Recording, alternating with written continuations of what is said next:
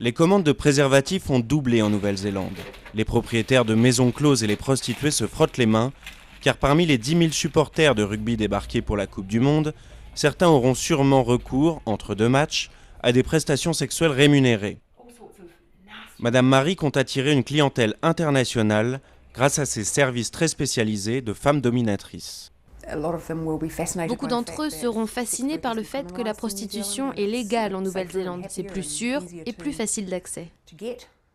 La demande pourrait même être si forte que des prostituées étrangères viendraient travailler illégalement pendant le mondial de rugby. Mais cette éventualité ne semble pas inquiéter les locaux. On en parle un peu dans les médias, mais dans notre milieu de l'industrie du sexe, nous ne nous inquiétons pas vraiment d'une arrivée massive de travailleuses illégales.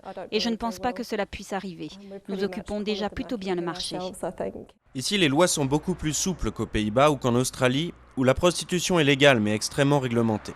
Dans les villes néo-zélandaises, on peut même travailler à son compte, en profession libérale. Le pays compte environ 3500 prostituées, dont 10% travaillent dans la rue. Il n'existe aucune loi anti-racolage passif ni actif. Trinité est satisfaite de la protection qu'on lui offre. Elle n'a jamais eu à enfreindre la loi dans le cadre de son métier. Aujourd'hui, la police est plutôt de notre côté. Ils sont là pour nous protéger et s'assurer que nous puissions travailler dans la rue en toute sécurité. Les prostituées rapportent systématiquement à la police toute violence ou abus. Les visiteurs devront donc se plier aux règles de bonne conduite sexuelle. Ça pourrait être un choc culturel pour certains clients.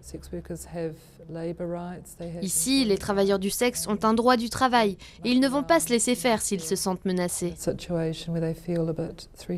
Près de 10 ans après la légalisation de la prostitution, la Nouvelle-Zélande cherche à établir une politique des droits de l'homme qui considère ce métier comme une activité normale, soumise à l'impôt comme les autres. Mais ce combat n'est pas gagné. Certains groupes de pression cherchent aujourd'hui à revenir en arrière et à criminaliser à nouveau le plus vieux métier du monde.